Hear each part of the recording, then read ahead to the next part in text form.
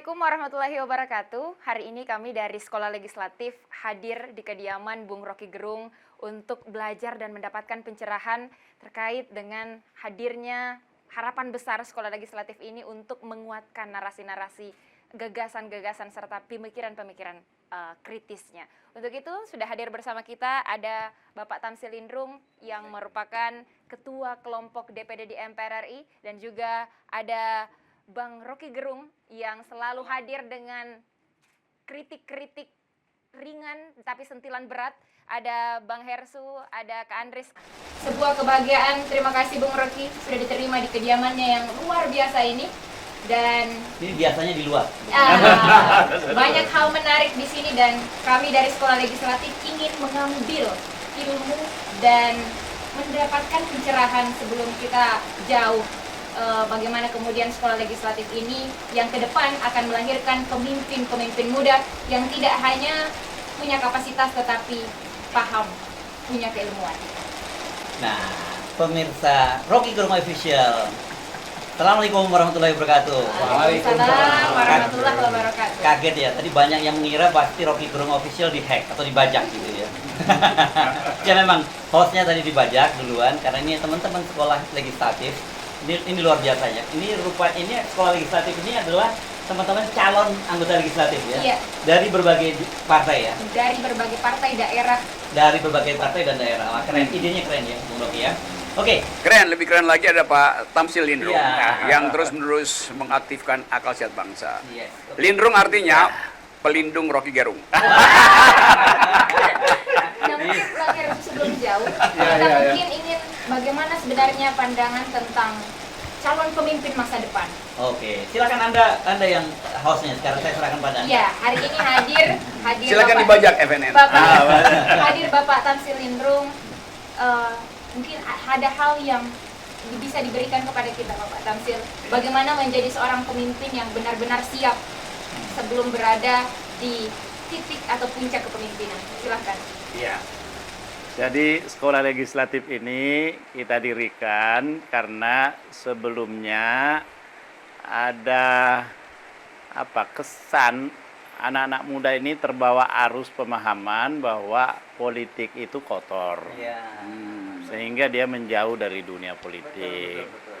Nah, saya melihat bahwa ini harus mendengarkan ini akal sehat, ini harus bicara di sini ini. Karena itu saya kira teman-teman ini perlu kita bawa ke Bung Rocky ini untuk supaya tidak terbawa arus pemikiran yang seperti itu. Pertama kali saya di Jakarta, saya bertemu dengan Pak Natsir. Muhammad Natsir itu mantan Perdana Menteri Republik Indonesia. Mosi integral. Dia juga Mosi yang integral. membuat mosi NKRI integral. ya? Ngomong NKRI itu ya Pak Natsir itu. Iya. Karena dialah yang punya mosi integral tentang NKRI ini. Dia menyampaikan ke saya, tugas Anda itu harus memberikan kesadaran kepada generasi-generasi Anda tentang politik. Karena kalau Anda tidak punya kesadaran berpolitik, khawatir nanti Anda menjadi objek yang selalu dipolitisir. Saya bilang begitu. Kemudian dia juga menyampaikan, harus ada dua hal yang harus selalu melekat pada diri Anda. Yaitu politik dan dakwah. Anda kalau nanti menjadi politisi, berpolitiklah, berdakwalah melalui jalur politik. Dakwah itu terutama penekanannya kepada akhlak. Karena semua apa yang dilakukan kita ini kalau tidak didasari dengan basis akhlak yang kuat, itu akan menjadi sia-sia. Ini beda sama akhlaknya Erick Thohir, beda ya? Ini kita bikin klaim dulu ya. Itu nanti ada tema lain nanti kalau itu tuh. Saya sudah menulis tentang pelitnya BUMN itu. Oh iya. Pada sisi yang lain dia obral. Ya. Nah, Pak Natsir menyampaikan gitu. Tapi kalau Anda menjadi dai, maka berpolitiklah melalui jalur dakwah. Ada dai yang menghindari politik, itu salah. Ya, semua. Karena bangsa ini harus dibangun di atas dasar-dasar akhlak yang kuat. Karena itu teman-teman ini kita bawa ke sini supaya mendapat pencerahan seperti yang disampaikan tadi Mbak Ulfa. Ya, saya sudah menyampaikan kepada mereka, saya ini tahun ini 61 tahun. Saya mestinya sudah istirahat dari politik. Selisih 10 Saya tahun sama Bung Rocky 51 kan? iya. Dan selalu awet muda kelihatan. Sudah 51 tapi lebih muda lagi dari 51. Nah, itu aja. Saya mintakan mereka supaya saya ke depannya ini tidak akan mencalonkan lagi, kecuali kalau mau mengawal teman-teman ini yang lain, yang muda-muda ini.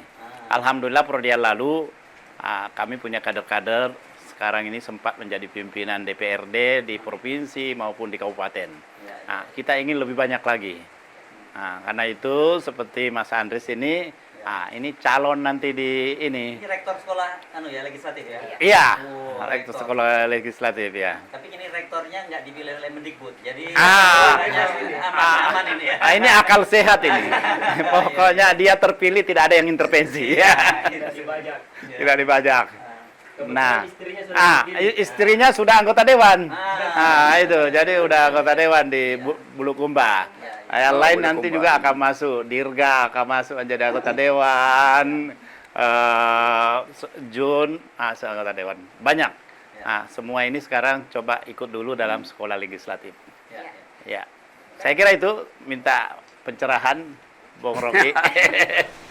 Berarti memang dipersiapkan hadirnya sekolah legislatif ini memberikan wadah sebesar-besarnya. Pak Tamsil, Bung Rocky, teman-teman juga hadir di sini secara virtual. Ada beragam pemuda yang memang siap juga untuk maju.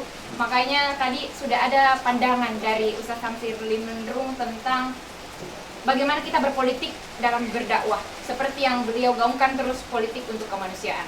Hadir Bung Rocky Gerung yang kita kenal pengamat politik, selalu konsisten dengan akal sehat, kritis terkait kebijakan-kebijakan. Nah, saya kira ini menarik karena perlu ada analisa yang kritis sebelum kita masuk menjadi seorang pemimpin. Ada hal penting apa yang kira-kira bisa diberikan kepada kita kaum muda yang siap untuk maju? Hal yang paling penting adalah pesan Pak Tamsil Lindrung tadi, yaitu Pak Tamsil setelah malang melintang dalam politik, lalu ingin meninggalkan kader. Itu intinya tuh. Jadi seorang politisi yang baik di masa akhirnya dia harus meninggalkan kader, bukan meninggalkan kasus. Itu hal yang diingat lebih dahulu itu. Kan kita tahu sekarang para legislator kita atau politisi umumnya itu disorot habis-habisan justru oleh masyarakat sipil. Karena kasusnya justru yang ada yang udah kena sprindik, ada yang komorbid politiknya masih diingat orang. Jadi itu intinya tuh. Jadi meninggalkan kader. Nah ini sebetulnya sekolah. Setiap kali ada kata sekolah itu saya ingat kebiasaan saya untuk masuk kelas tuh. Tapi karena saya udah mungkin 5-6 tahun terakhir ini tidak diizinkan untuk mengajar di sebuah universitas yang kemarin dinyatakan terbaik tuh. Bisa pindah ke kelas outdoor. Ini sebetulnya kelas outdoor. Nah saya mulai tadi prinsip pertama. Juga diucapkan tadi oleh Pak Tamsil, akhlak gitu. Dan memang itu yang menjadi standar seorang pemimpin. Dia boleh elektabilitasnya di bawah, tapi akhlakbilitasnya harus di atas tuh. Akhlakbilitas. Kalau saya pakai bahasa lainnya, etikabilitas. Itu sama aja, akhlak dan etika. Jadi kalau Anda ingin jadi legislator nanti, persoalkan dulu filter yang dibuat oleh kekuasaan, yaitu elektabilitas. Dan filter itu yang kemudian dieksploitasi oleh lembaga-lembaga survei. Padahal sebetulnya pemimpin itu ukuran pertama adalah etikabilitas atau akhlakbilitas itu. Baru intelektualitas, baru elektabilitas gitu kan. Jadi percuma elektabilitasnya tinggi, akhlaknya rendah dan inteleknya drop, kan nggak ada gunanya tuh. Nah itu yang kita punya sekarang. Jadi kita lihat bahwa cara kita untuk mengapresiasi seseorang kadang-kala hanya karena ada lembaga survei, lalu kita anggap bahwa oh dia bisa kita pilih tuh. Padahal parameternya tuh drop. Jadi kita perbaiki sistem pemilihan itu dulu. Baru dengan cara itu kita pulihkan cara pandang orang tentang politik yang dianggap sebagai apa tadi istilahnya, politik itu buruk, politik itu kotor itu. Padahal politik itu didesain untuk menghasilkan keadilan. Jadi menjadi politisi artinya punya kapasitas intelektual dan akhlak untuk mendistribusikan keadilan. Itu kualitas pertama dari politisi adalah memimpin proses distribusi keadilan itu. Bukan mengakumulasi kekayaan, tapi mendistribusikan keadilan. Itu poin pertama. Jadi kalau Anda pada akhirnya memilih untuk jadi legislator, di benak Anda pertama kali adalah saya masuk DPR Senayan untuk mendistribusikan keadilan. Dengan mengaktifkan fungsi-fungsi dari legislator, yaitu terutama soal budget itu. Karena di situ seorang legislator akan meneliti apakah proposal pemerintah ini layak untuk dinyatakan sah, apakah dia berakhlak proposal pemerintah, kebijakan pemerintah, apakah adil. Nah sekarang kalau kita lihat misalnya, sekarang fungsi itu, fungsi anggaran yang harusnya jadi ukuran keadilan, itu bahkan disodorkan oleh legislatif untuk diputuskan sendiri oleh pemerintah kan. Kan itu yang terjadi dengan alasan COVID, maka hak budget itu nggak perlu lagi lah, biar pemerintah diizinkan. Padahal hak budget itu adalah nyawa DPR. Jadi begitu DPR menyerahkan nyawanya, lalu nggak ada gunanya lagi legislatifnya kan. Jadi legislatif justru melakukan bunuh diri.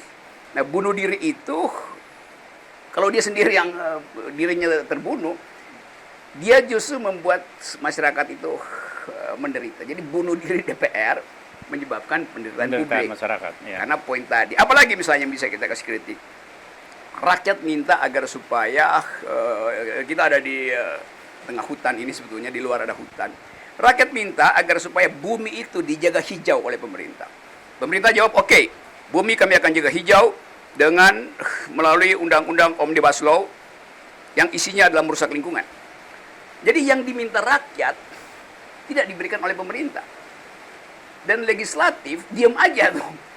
Kan mestinya legislatif marah kan, loh rakyat minta bumi dibuat hijau. Kenapa pemerintah bikin Omnibus Law yang bikin bumi itu jadi gersang? Kan itu kan. Rakyat minta kesejahteraan buruh. Dijawab oleh pemerintah, oke, kami buatkan kebijakan yang mensejahterakan buruh. Saya ingat seseorang tuh. Yang dia lakukan adalah Omnibus Law. Upah buruh ditekan, kekayaan masuk ke oligarki. Jadi yang diminta rakyat melalui wakil-wakilnya di DPR tidak diberikan oleh pemerintah. Yang terjadi, DPR-nya justru mangut-mangut. Kan itu intinya kan. Jadi fungsi legislasi itu akhirnya berhenti menjadi sekedar ya secara teknis tukar tambah kepentingan. Itu intinya. Padahal tadi saya terangkan, politik itu adalah indah, bermutu, dan mulia gitu. Karena itu di tahun-tahun awal abad 16-17, politik itu dianggap the highest of all sciences. Ilmu yang tertinggi itu adalah politik, bukan fisika, bukan trigonometri atau matematik gitu. Karena kalau matematik dalilnya udah pasti itu. Fisika walaupun berubah-ubah mengikuti paradigma, tapi kita bisa bayangkan ya orang yang tahu 2-3 rumus ilmu alam bisa menerangkan apa itu gravitasi. Demikian sebaliknya, kalau kita putar jalan pikirannya, kalau orang menjadi politisi, dia harus menguasai begitu banyak ilmu, karena dia mesti membagi keadilan. Dan membagi keadilan itu rumit sekali itu. Karena masing-masing versi keadilan segala macam. Jadi kita ingin pulihkan bangsa ini dan kembali pada asal-usul pikiran, karena bangsa ini didirikan oleh pikiran. Seluruh pemimpin kita, Pak Nasir itu berdebat dengan Bung Karno soal Islam. Tuh. Bung Karno belajar dari Pak Nasir soal Islam.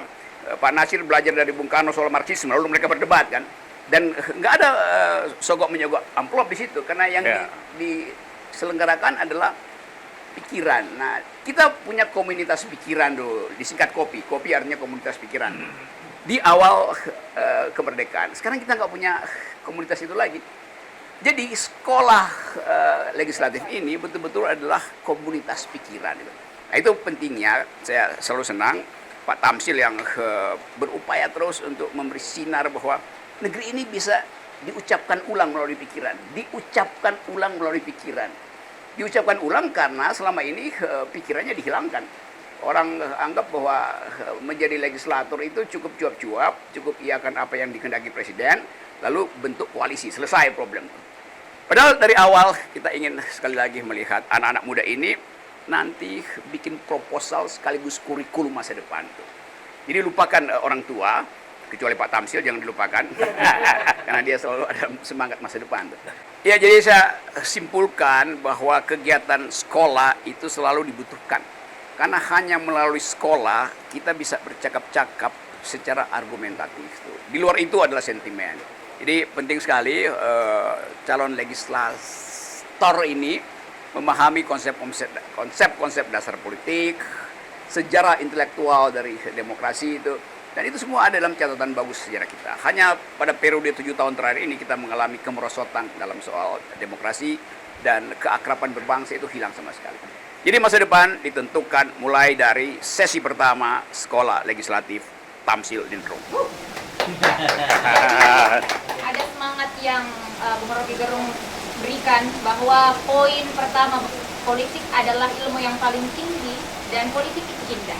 Nah, di sini ada Bang Hersu juga yang mungkin akan menggali lebih dalam pembahasan kita bersama Pak Tamsil Lindrung dan Bung Rocky Gerung. Ya. Silahkan Bang Hersu. Terima kasih. Jadi tapi sebelum saya menggali lagi ke Bung Rocky dan Pak Tamsil, saya minta Pak Rektor dulu. Rektor dulu bicara ya. Coba Pak Rektor dulu jelasin dulu gagasan ini gimana muncul gitu dan kemudian sejauh ini apa respon dari anak-anak muda ini? Karena saya juga tadi saya sepakat ini anak-anak muda sekarang kan apatis dengan politik ya. Bahkan banyak juga yang anggap tadi politik kotor. Itu masih mending kalau punya politik kotor, dia masih punya pemikiran tentang politik. Tapi banyak yang nggak peduli buat mereka itu yang sama sekali nggak peduli soal politik gitu ya. Oke, coba jelasin dulu Pak Rektor, Pak Andris ya. Iya. Terima kasih Mas. Apa sapanya Andris? Andris. Ya, yang Andris siapa nama lengkap? Andris Rispandi. Andris Rispandi. Wah, silakan. Artinya adalah laki-laki yang didambakan. Saya agak ragukan itu.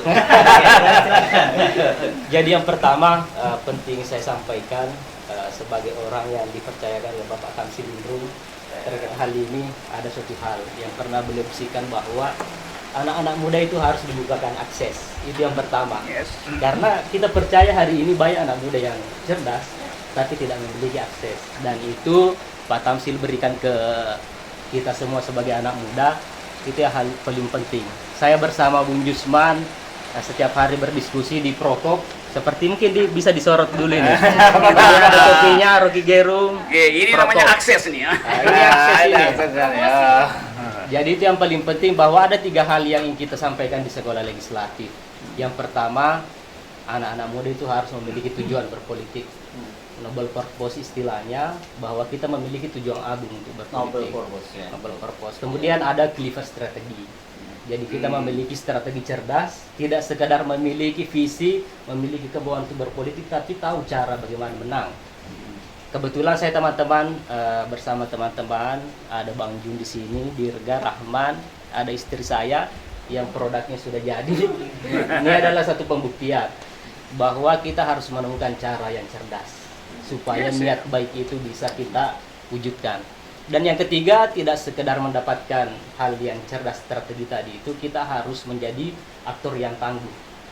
Kita harus menjadi aktor yang tangguh. Itu paket lengkap itu ya. Paket lengkap 3 hal itu katanya untuk naik kelas. Jadi saya pernah membaca bukunya Aristoteles bahwa saya sangat tercengang waktu itu ketika membaca karya Sun Politikon. Di situ dikatakan bahwa kenapa ada kata sun di depan, di belakang kata politikon, karena itu bisa membuktikan bahwa seorang politikus, andaikan dia tidak bisa membuktikan dirinya untuk mengangkat harkat dan martabat manusia, maka tidak ada bedanya dengan binatang. Nah, itulah yang menginspirasi. Kebetulan waktu itu saya sebagai mahasiswa dipertemukan oleh Bapak Tamsil Lindrung. Waktu itu kegantengannya tidak berkurang sampai hari ini. Nah, itu hal yang pertama. Saya pertama kali melihat Pak Tamsil Lindrung di Pantai Losari. Ketika itu waktu saya lihat, itu isunya adalah isu keumatan. Jadi waktu itu partai-partai Islam diharapkan untuk bisa berkoalisi di Pilgub Sulsel tahun 2007. Saya lihat Pak Tamsil waktu itu saya lihat luar biasa bercahaya. Oh. Saya dalam hati saya bilang mudah-mudahan saya seperti beliau suatu saat nanti. Meskipun tidak semuanya terwujud, tapi berkat bantuan beliau akses-akses itu mudah tersampaikan. Itu tadi poinnya 3 hal yang saya sampaikan, bahwa anak-anak muda hari ini juga menemukan kontraproduktif pikiran. Bahwa ketika kita memiliki tujuan baik untuk berpolitik ternyata dihalangi oleh yang namanya money politik. Bahwa kita tidak serta-merta bisa jadi politisi kalau kita tidak memiliki budget yang besar. Nah, itulah kita ingin luruskan di sekolah legislatif. Untuk mendapatkan hal itu lebih yakin, maka kita mengajak untuk bergabung.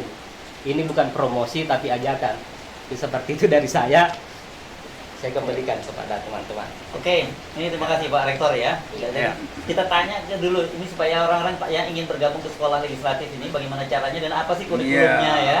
Tuh Direktur Kurikulum, Jusman Dali, coba jelaskan dulu. Ya, terima kasih. Jadi proses formulasi dari sekolah legislatif ini sudah dimulai sejak 2019 sebetulnya. Cuma memang ada proses penggodokan yang panjang untuk kurikulum. Selain hal-hal yang sifatnya filosofis seperti kehadiran kita hari ini di kediaman Bang Rocky Gerung, tentu saja banyak hal-hal teknis yang ingin kita gali kepada para narasumber, mulai dari narasumber yang telah bersama kita sebelumnya dari anggota DPD RI, kemudian nanti juga kepada narasumber yang lain yang memiliki kepakaran di bidang masing-masing. Nah, artinya bahwa selain ada bekal wawasan, juga ada bekal strategis yang ingin kita berikan kepada para peserta sekolah legislatif ini. Oke, terima kasih. Clear ya, terbayang ya Bung Rocky ya? Ya, saya langsung terbayang bahwa semua ini bakal ada di Senayan. Amin. Ya. Banyak Karena sekarang konsepnya ya. jelas, bukan dari Senayan, menggusur Senayan maksudnya. Menggeruduk saya. Duduk Senayan. Ya, oke. Ini sudah mulai sekarang banyak juga yang di daerah ya, di level Ya. DPR di daerah. Enggak, kita mulai dari situ ya, kaderisasi. Iya, ya. Oke. Nah, tapi Bang Tamsil memang potensi seperti ini banyak ya, masih banyak anak-anak muda yang tertarik untuk masuk ke politik. Banyak. Jadi semenjak 2019 ketika ini kita gaunkan, itu didata sampai yang ikut kegiatan-kegiatan kita ini sudah ribuan. Oh, oke. Iya. Kebetulan memang yang mendapatkan akses untuk memperoleh pendidikan dengan memperoleh beasiswa itu saya banyak membantu. Oh, ada beasiswa juga ya? Ada beasiswa dan mereka inilah yang kemudian membentuk satu lembaga, apa namanya lembaga? Formasita. Formasita, ya ada Apa Formasita. itu Formasita? Forum mahasiswa penerima beasiswa Tamsil. Oh, iya, iya. Kalau masih ada formulirnya saya mau Oke. Isi. Ya. Menarik gitu. Nah, Formasi. itu yang mereka banyak. Dan sekarang ini ada yang menjadi pimpinan DPRD di daerah. Sudah. Jadi ini udah berjalan cukup lama ya, formasi Udah ini. tadi ya? Dari 2012 ya? 2019 mulai digaungkan. Oke, Ini, dan tapi udah ada kadernya. dilembagakan itu 2 tahun terakhir ini. Ada yang sampai sekolah di Rusia juga. Ada sekolah di Rusia sudah selesai. Sudah Itu kan selesai. udah kembali sebelum bulan Ramadan kemarin. Ya. Teknologi penerbangan dia. Ah. Satu lagi juga ngambil teknologi nuklir, perempuan lagi itu. Ngambil itu. Mereka saya minta semua itu. Dia dari Maluku Utara supaya nanti ikut di legislatif. Saya sudah minta Sultan Tidore untuk ikut mensupport. Oh. Jadi kita juga menghubungi tokoh-tokoh Ya. lokal supaya anak-anak yang berpotensi sedemikian ini supaya diberikan akses untuk dia supaya dia bisa berkiprah.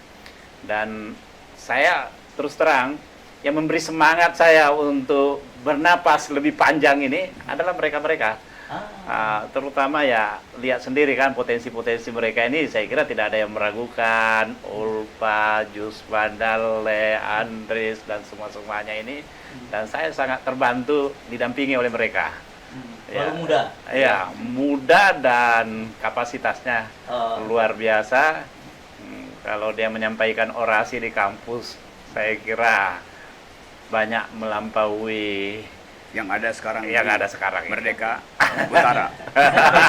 Enggak, tapi pertanyaannya kenapa legislatif ya? Kalau targetnya kenapa nggak mempersiapkan juga eksekutif? Saya sedih kalau saya suka menyaksikan rapat-rapat di legislatif itu, kemudian kita berdebat dengan konten yang luar biasa di dalam, tapi kemudian putusan-putusan yang diambil sangat jauh dari apa yang kita perdebatkan itu. Karena mereka yang pimpinan-pimpinan partai ini kadangkala tidak mengapresiasi apa kerja-kerja teman-teman di legislatif ini kan. Atau memang juga ada anggota-anggota juga yang kelihatannya kurang membekali diri dengan memadai, sehingga dia sangat mudah lebih mementingkan apa yang menjadi keputusan partai daripada kepentingan rakyat. Ini yang kita sedihkan. Karena itu tagline kita itu adalah politik untuk kemanusiaan. Politik untuk Karena itu saya sengaja mengajak mereka, oke lah kau punya pilihan partai apa tidak masalah, tetapi kita dalam satu tagline, politik untuk kemanusiaan. Kalau dalam Islam yang paling baik itu, manusia yang paling baik itu adalah yang paling banyak manfaatnya kepada sesama. Khairun nas anfa'uhum linnas. Nah, itu yang saya dorong kepada mereka. Jadilah orang-orang yang bermanfaat di tengah-tengah masyarakat. Ya, oke. Bung Rocky, ini kan, kalau kita bicara soal ini kan kritik kita berkali-kali ya soal hegemoni ketua umum parpol ya. Dan kita tahu sekarang seperti juga dikatakan oleh ketua MPR Bamsud itu bahwa sekarang untuk membeli ketua umum parpol itu murah kan, untuk beli parpol itu cukup beli ketua umumnya gitu. Dan sekarang kan kita terbukti gitu dengan sekarang ini dengan sistem partai ini ada lembaga recall di DPR dan sebagainya, itu kan membuat banyak anggota dewan ini jadi yang walaupun dia keren, walaupun pikiran gagasannya bagus, tapi dihantui oleh lembaga recall tadi. Itu bahayanya kalau partai itu akhirnya dikumpulkan untuk diternakkan. Lalu dibikinlah koalisi itu, dan asas pertama dari legislatif sebagai representasi langsung rakyat itu hilang tuh. Dalam teori disebut ada jarak antara election dan decision itu. Jadi waktu dia election, dia terhubung dengan rakyat. Begitu dia terpilih, decisionnya adalah membatalkan kepentingan rakyat. Itu bahayanya, karena tadi soal akhlaknya nggak beres itu. Yang kedua, partai ini kan dia lihat siapa yang bisa jadi sumber dana untuk membiayai kampanye kan. Jadi kebanyakan anggota legislatif itu sebetulnya di ijon atau di outsource itu, sehingga nanti pokoknya Anda masuk dulu DPR, keluarkan uang, nanti imbalannya masuk ke Banggar itu. Baru setelah itu dikasih pengetahuan tentang politik, tentang parlemen, konstitusi. Kan mestinya kan seperti sekarang tuh, dibekali dulu dengan konsep, dengan pengetahuan, baru berkiprah di DPR. Yang terjadi sekarang sebaliknya tuh, kan kebanyakan partai itu nggak peduli dengan pendidikan dasar semacam ini. Karena itu kita lihat bagaimana talk show politik itu compang-camping isinya tuh. So, ini kami anggota DPR, kami mewakili kedutaan rakyat. Enggak, kedutaan rakyat tidak pernah diwakilkan ke DPR. Kedutaan rakyat itu nggak boleh diwakilkan. Yang ada kepentingan rakyat. Itu dia nggak paham kan. Kalau saya, kedaulatan saya serahkan pada anggota DPR, lalu saya apa itu? Padahal sebagai makhluk politik tadi, zoon politikon itu, saya disebut manusia politik kalau saya punya kedaulatan, kan itu kan. Zone itu bahasa Indonesianya binatang. Binatang itu nggak punya kedaulatan. Jadi jangan diambil kedaulatan itu. Yang boleh Anda wakili kepentingan saya tuh. Karena kepentingan saya bisa berubah setiap 5 tahun. Kedaulatan saya itu abadi, nggak mungkin diwakilkan pada seseorang. Nah itu prinsip dasar kan, yang akhirnya berantakan sekarang. Karena begitu dia menganggap dia mewakili kedaulatan rakyat, maka dianggap dia bisa membaca kepentingan rakyat tanpa perlu konsultasi ke rakyat. Nah sekarang yang disebut representasi yang paling murni justru DPD itu. Karena DPD nafasnya itu betul-betul nafas rakyat, dipilih langsung, nggak ada filter-filter ketua fraksi atau ketua umum partai kan. Jadi kita mau balikkan demokrasi itu pada intinya, yaitu people sovereignty, kedaulatan rakyat in optima forma. Pada in optima forma artinya sebagai prinsip tertinggi itu. Nah itu yang mesti dipegang sebetulnya oleh teman-teman. Jadi saya percaya bahwa sekolah semacam ini kalau dimulai dengan konsep, Indonesia nggak bakal berantakan. Sekarang berantakan karena nggak ada konsep. Jadi tiba-tiba langsung kerja tanpa konsep. Iya. Ini menarik kan tadi menyinggung DPD, dan kita tahu DPD itu ya tidak cukup berdaya karena perannya kan sangat terbatas ya. Iya. Tidak punya peran legislasi, Iya. tidak juga peran budgeter, nggak punya peran pengawasan pemerintah, punya ya kalau Iya, ada. ada. Cuma itu saja ya. Iya, itu. Jadi dari 3 peran di DPR yang dimiliki cuma punya 1 DPD ya. Ya, pengawasan Iya. yang bisa kita maksimalkan di pengawasan, Hmm. meskipun itu tidak selalu optimal seperti yang Iya, disampaikan tadi. iya. Ya. Ya. eh, Tapi kita tetap beruntung ya Bung Rocky ya. Iya. Era DPD sekarang ini ya. Bagaimanapun juga sekarang masih tetap ada lembaga yang di tengah situasi ketika orkestra itu semua diorkestrasi oleh kekuasaan, oleh eksekutif, tapi muncul DPD kan. Iya, sampai Beruntungnya ya. ya beruntung karena ada makhluk makhluk politik di situ. Iya. Yang betul nggak ingin dikooptasi itu. Iya. Pak Lanyala itu Lanyala Nyala terus. langsung menyala dia. Pak Tamsil Lindrung dengan kewibawaan yang penuh kesederhanaan dan penampilan sopan, tapi tulisannya itu nyelekit. Saya baca terus. Bukan hanya nyelekit, statementnya juga kalau bicara kelihatan di-deliver dengan santun, tapi Iya, itu. kontennya. Iya, karena itu tuh. Jadi di balik kalimat-kalimat yang sederhana, lugas tapi sedikit kan kita mesti membaca apa sebetulnya yang ingin diucapkan. Itu langsung kita baca di kalimat pertama kita sudah tahu tuh. Walaupun nanti ya seolah-olah datar tapi di ujungnya itu beng gitu. Jadi Iya. hal semacam itu yang kita ingin lihat justru dari anak-anak muda ini. Nah, saudara ketua kurikulum Yusman, tulisannya banyak, udah menyebar segala macam, dan itu artinya publik akan akses pikiran itu. Jadi kalau kita tanya Senayan isinya apa sih? Ya Tamsil Lindrung, ya Lanyala tuh. Yang lain ya nggak bunyi. Ya kalau orang semacam Fadlizon ya dari awal gitu kan berupaya untuk balancing antara kepentingan ketua umum partai yang ada di istana dan dia sebagai wakil rakyat. Jadi prototip orang semacam Fadlizon bagus untuk ditiru karena dia tetap menganggap dia dipilih oleh rakyat melalui partai, bukan ditentukan oleh partai disodorkan pada rakyat, enggak itu. Jadi itu intinya tuh. Jadi sekali lagi ya enak.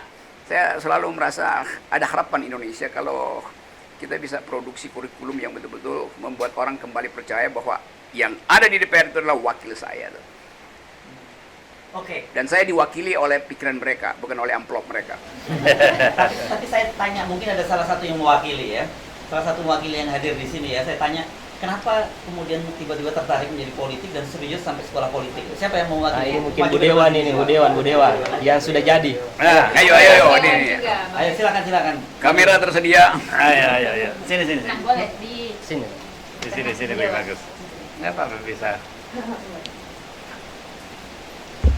Iya. Saya tanya dulu. Namanya siapa Anda? Nama saya Andi Soraya Widya. Andi, Soraya. Widya. Soraya tadi apa singkatannya Murabi? Soraya itu tadi saya sebut apa ya? Sahabat Indonesia Raya. Sobat. Sobat Indonesia Raya. Oh, oke. Anda sekarang sudah menjadi anggota Dewan? Iya, 2019 terpilih Di mana? di Kabupaten Bulukumba, Sulawesi Selatan. Dari Partai Kebangkitan Bangsa. Partai Kebangkitan Bangsa. Oke. Nah, kenapa Anda sudah menjadi anggota Dewan, kemudian kenapa Anda tertarik untuk bergabung lagi di kelas legislatif ini? Ini apa? Seperti yang tadi diceritakan oleh teman-teman bahwa Suami. oleh Ustadz Tamsil Lindrung, saya juga mengidolakan beliau sudah sejak lama sebelum menikah dengan Bapak Rektor. KKN. Iya, betul. Jadi bersama dengan teman-teman kita sering diskusi memang. Dipegang aja, sambil dipegang. Diskusi. Ya, sebelum saya terpilih sudah sering berdiskusi bahwa banyak memang perspektif di pemuda terkhusus ya, bahwa banyak yang tidak mau masuk politik karena menganggap politik itu kotor dengan adanya money politik dan lain-lain. Dengan diskusi bersama Pak Rektor dan teman-teman yang bergabung sebelumnya di salah satu lembaga survei. Iya. Ya, karena terus terang saya juga terpilih atas bimbingan beliau. Jadi sebelumnya kita memang sudah memiliki satu lembaga konsultasi politik dan melalui Serum Institute saya diajarkan strategi berpolitik dengan tujuan politik untuk kemanusiaan oleh Bapak Tamsil Lindrung tadi, saya bawa, saya substitusi ke dalam cara-cara saya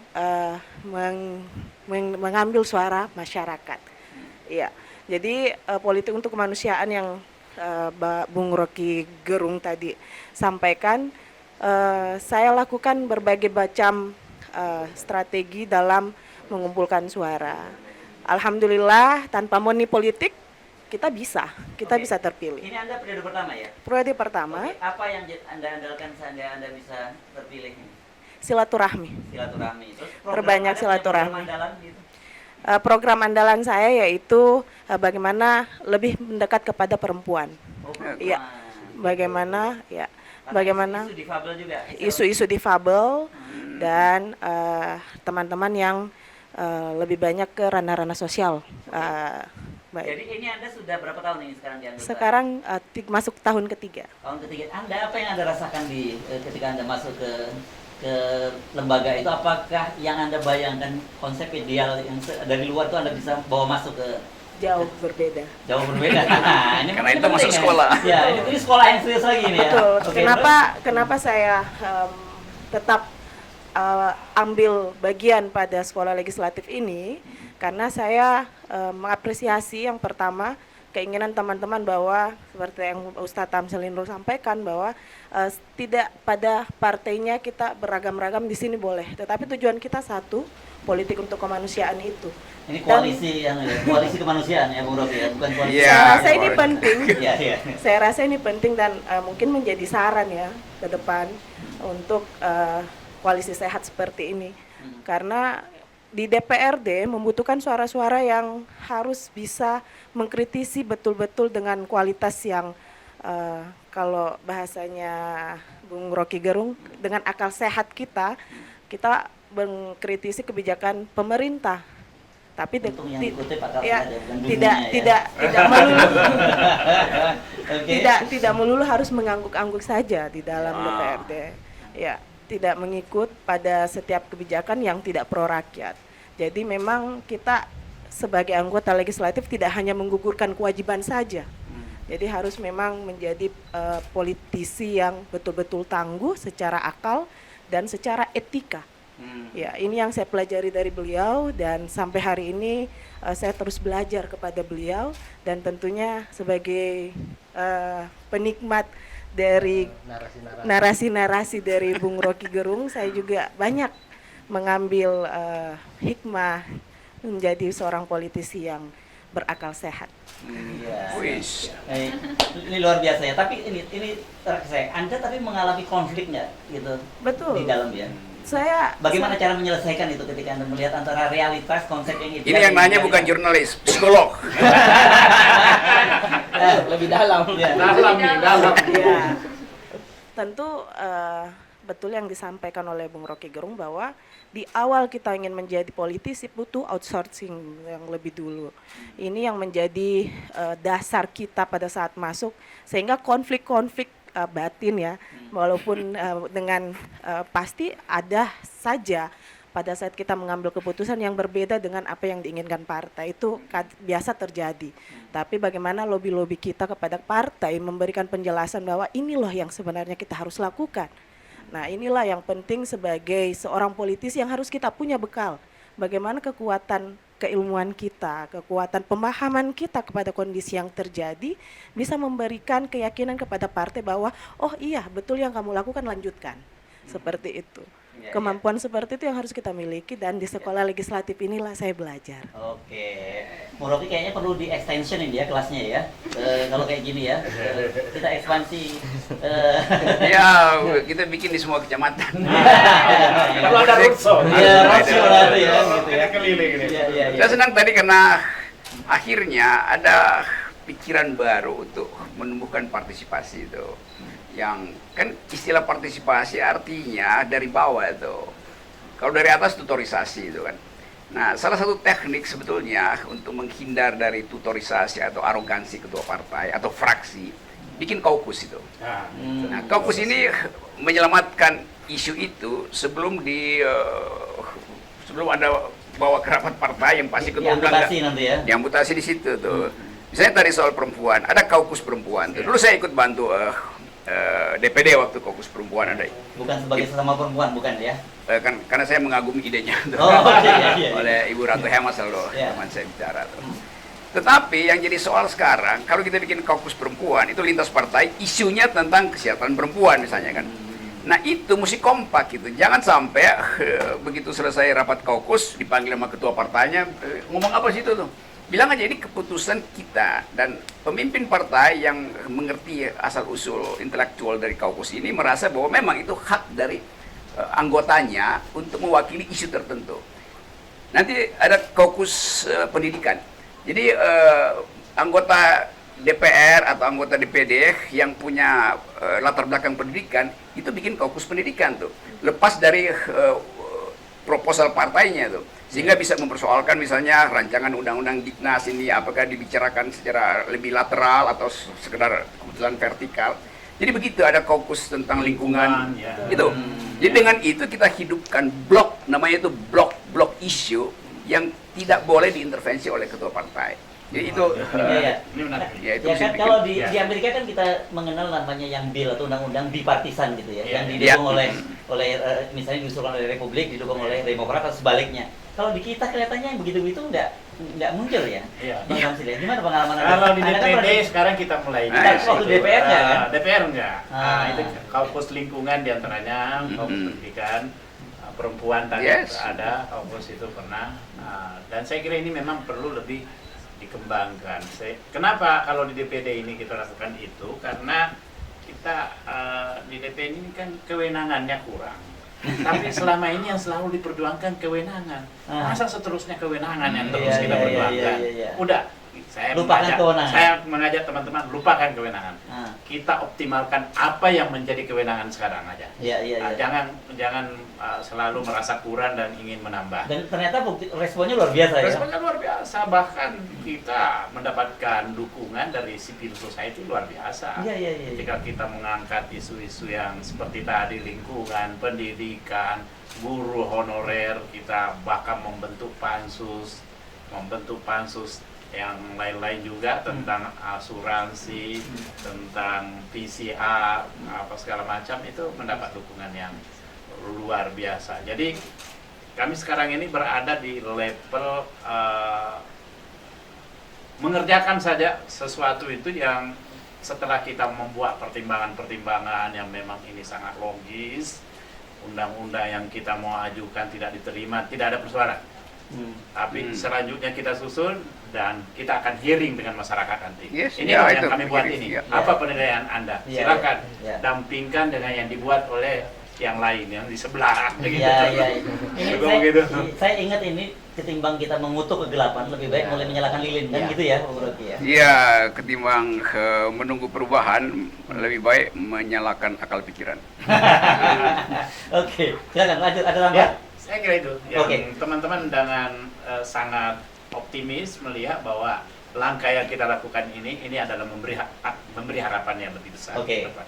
Ini kan ikhtiar itu. Tapi ke depan saya kira ya, bagaimana ya kita memangkas kewenangan dari ketua umum partai itu, Bung Rocky ya. Karena ini betul-betul kewenangan partai dengan recall, lembaga recall itu sangat menjadi hantu kan bagi kalangan para legislator itu ya. Ya kan, itu yang saya selalu usul, bahwa partai politik, dan ini mungkin harus diwajibkan oleh undang-undang, semua partai politik mesti ada kurikulum standar dulu tentang etika politik, tentang yang disebut leadership, supaya dia tidak digerogoti oleh feodalisme. Kan Ya. terutama yang terjadi adalah feodalisme itu. Ya. Dan feodalisme itu kemudian dipakai sebagai jalur oleh oligarki untuk nyogok, untuk Yes. berternak politis. Jadi itu pentingnya. Bahkan saya berpikir bahwa satu waktu nanti DPD itu mesti ada hak untuk membuat undang-undang. Karena dia langsung dengar dari rakyat keperluannya kan. Dan undang-undang itu ya harus diberi nama oleh pengusulnya itu. Kan Amerika biasa senatornya nama undang-undangnya dipakai, nama dia dipakai nama undang-undang. Jadi nanti ada Tamsil Lindrung Act atau Tamsil Lindrung Law gitu. Jadi undang-undang atas nama rakyat tapi diberi nama oleh si pengusul kan. Kan itu jadi bangga kan. Oh, ini yang saya tinggalkan pada rakyat. Ini legacy, baru legacy. Ini ya. baru legacy itu. Dan dia bertanggung jawab terhadap kualitas undang-undang itu. Yang sekarang kualitas undang-undang itu jadi dangkal karena nggak ada yang mau bertanggung jawab sebetulnya kan. Ini kan kerjaan koalisi itu. Kalau undang-undangnya bermasalah, lalu DPR bilang silahkan ke Mahkamah Konstitusi, kan itu forumnya. Itu artinya dari awal undang-undangnya bermasalah.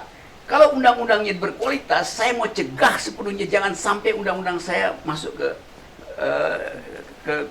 di judicial review. Kan saya malu kan.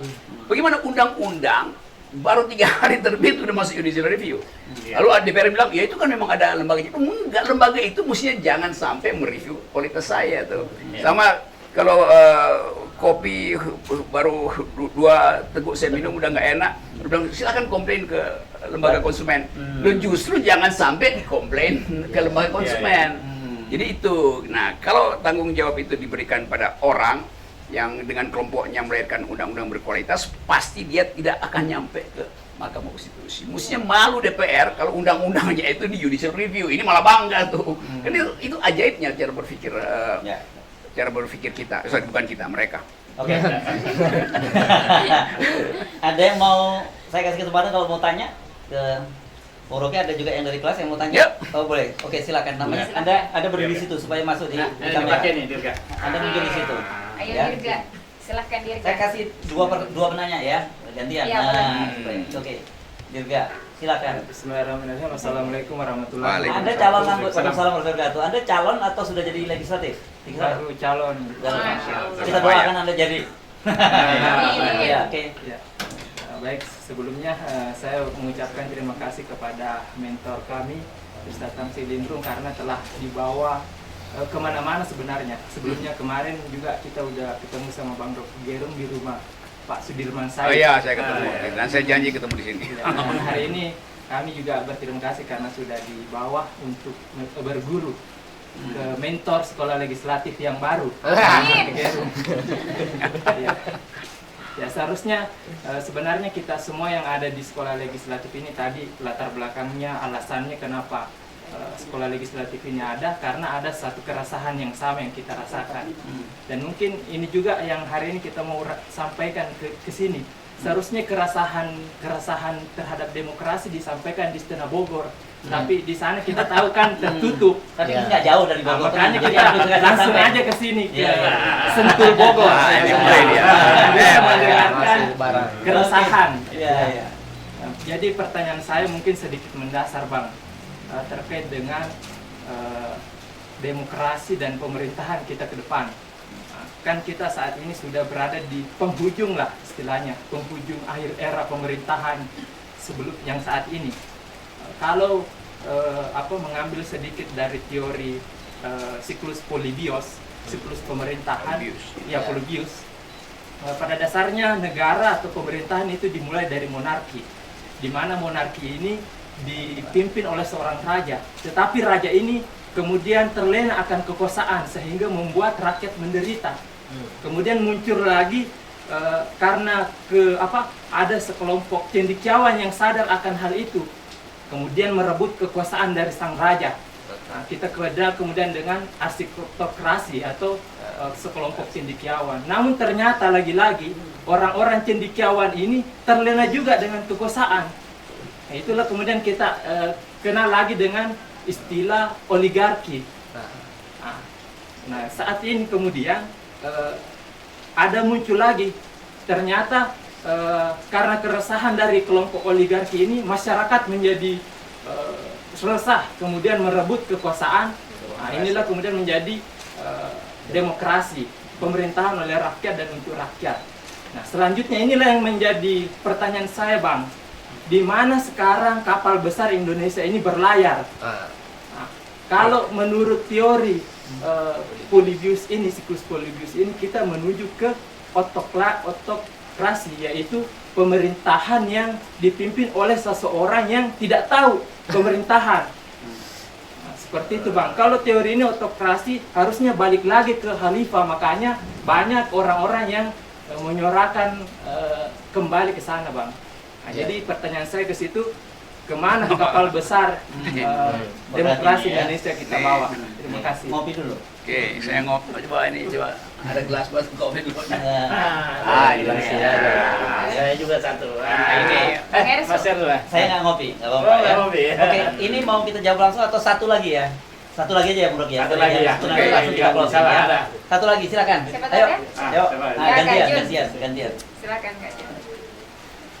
Sebutkan namanya dan berat. dan Anda apakah sudah jadi legislatif atau calon legislatif?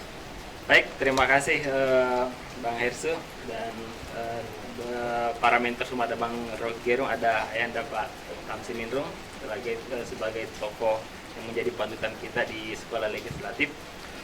Baik, pertanyaan saya nama saya Junaidi. Sekarang insya Allah akan maju juga nanti di Pesta Demokrasi Di Kabupaten Pindrang ya? Kabupaten Pindrang, insya Allah di DPRD Provinsi. Oh, provinsi ya? Iya. Baik, sebenarnya awal saya ingin memutuskan untuk maju berkontestasi di dunia politik karena saya melihat bahwasanya di politisi sekarang ini jika parlemen itu orang baik itu diam, jika orang baik itu diam, maka parlemen itu akan diisi oleh orang-orang yang pikirannya akan merugikan atau pikirannya akan merugikan Indonesia. Jadi pikiran saya bahwasanya seperti yang Pak Tamsil sering sampaikan, jika kalian tidak bisa mengambil sebuah peran, maka doronglah orang untuk masuk mengambil peran itu. Tapi saya memilih untuk mengambil peran itu. Ambil peran. Sesuai dengan Islam mengatakan, jika kamu melihat sebuah kemungkaran, maka cegahlah dengan tanganmu. Tangan kamu ya. Jika tidak mampu, dengan mulut kamu, atau berbicara. Jika tidak mampu, cukup dengan diam. Dan itu adalah selemah-lemahnya iman. Jadi ketika kita diam, pemuda ini diam, maka itu adalah selemah-lemahnya pemuda. Imannya. Jadi tapi yang saya ingin tanyakan Bang pada sore hari ini adalah melihat fenomena yang anggota legislatif yang terpilih saat ini kebanyakan itu berasal dari satu keturunan yang sama.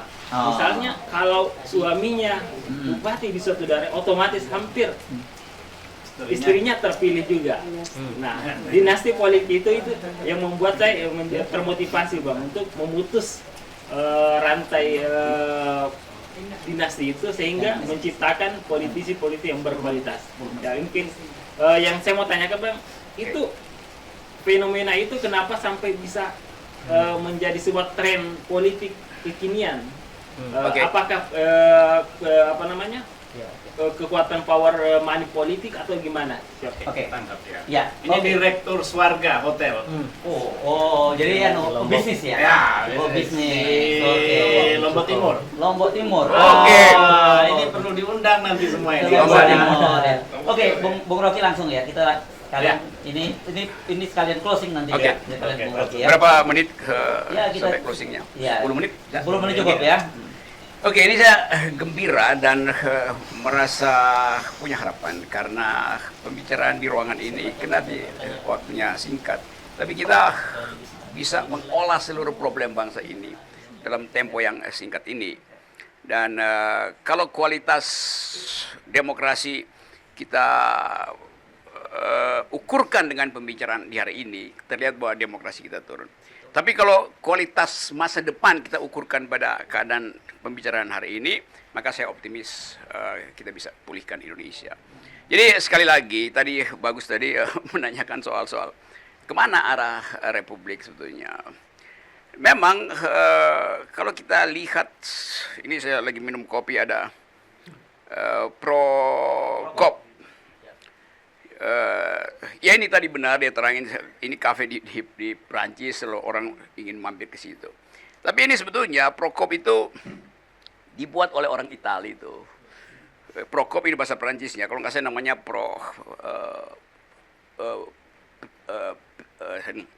Prokop Priokotus semacam itu. Ini orang Italia bikin kafe di Prancis. Tahun-tahun segitu tuh. Dia menjadi top di Prancis tahun 1800. Tapi sebelum itu udah ada nih 1600. Karena saya suka belajar sejarah kopi juga. Di tahun-tahun segitu 1600-an di Italia ada satu buku terbit judulnya Francogalia, ditulis oleh François Hotman, orang Prancis itu. Jadi itu sejajar dengan terbitnya kafe ini. Di dalam buku itu Francogalia, François Hotman itu terangkan bahwa kata konstitusi itu pada era itu artinya hak rakyat untuk membunuh raja. Monarkinya tadi yang Anda tanya. Jadi pada waktu itu politik dikuasai oleh gereja. Raja merasa bahwa dia dapat kekuasaan dari gereja Katolik. Dan karena itu dia tidak mungkin menyerahkan diri pada tuntutan rakyat. Tapi kemudian itu ada evolusi. Begitu revolusi Prancis kita tahu prinsip itu dibatalkan oleh pisau gilotin. Satu pagi di alun-alun kota Paris 1789 ada orang rakyat nenteng-nenteng kepala raja Louis XVI. Di situ dibuktikan bahwa kedaulatan rakyat bisa menghalangi rakyat untuk minta kekuasaan dari Tuhan. Karena dia klaim bahwa dia penguasa dapat dari langit, karena itu dia lalim itu. Jadi saat itu kita mengerti demokrasi itu dimulai oleh dipenggalnya Raja Louis XVI karena berkhotbah mewakili Tuhan tapi menelantarkan rakyat. Dari situ kita mengerti bahwa konstitusi kemudian kita pahami sebagai alat untuk mengontrol kekuasaan raja yang absolut. Jadi itu dasarnya tuh. Jadi kalau sekarang dibilang konstitusi itu alat untuk menyelenggarakan negara, betul. Tapi di awal konstitusi artinya hak membunuh raja tuh. Jadi hal semacam ini yang mestinya juga anggota partai paham sejarah intelektual ini kan. Nah saya balik tadi pada problem hari ini bahwa memang seolah kita merasa bahwa arahnya kemana itu. Kesalahannya di mana? Pada desain politik ya pasti ada di situ tuh. Karena konsekuensi dari sistem presidensial dengan multipartai itu artinya presiden bisa ngacak-ngacak partai, dibentur-benturkan, dibuat koalisi supaya semuanya memihak ke dia kan. Lain kalau kita sistem Amerika misalnya presidensial tapi cuma 2 partai, otomatis dia langsung saling kontrol beroposisi. Karena pikirannya sempurna. Kalau sekarang karena banyak partai, ya sedikit-sedikit diambil sehingga gerombolan untuk mengawasi kekuasaan hilang itu. Itu konsekuensi, kita masih bisa bongkar teori itu. Tetapi yang lebih penting adalah watak manusia yang sedang memimpin tuh. Kan itu intinya kan. Kita beda mungkin dengan cara pikiran liberal demokrasi. Kita anggap bahwa orang yang kita pilih itu sebetulnya mewakili kemampuan dia untuk melihat secara bijak gitu. Apalagi bangsa timur. Kan kita percayakan seseorang supaya bijak melihat kita. Sebetulnya tanpa diatur undang-undang pun local wisdom itu ada kan. Bahwa segitu seorang jadi leader, dia mesti berhenti jadi dealer. Nah sekarang kekuasaan itu menarik ini. iya. Yang sekarang dia leader dealer juga. Nggak bisa itu. Jadi kita sempurnakan nanti soal ini dengan membahas semua problem itu di sekolah ini. Nah satu waktu nanti Anda akan merasa senang karena Anda telah berupaya untuk menerangkan pada rakyat bahwa memimpin itu harusnya leader bukan dealer. Nah sekali lagi potensi ini ada di sekolah ini dan saya senang karena kalau saya nyalon jadi presiden udah ada tim sukses hari ini.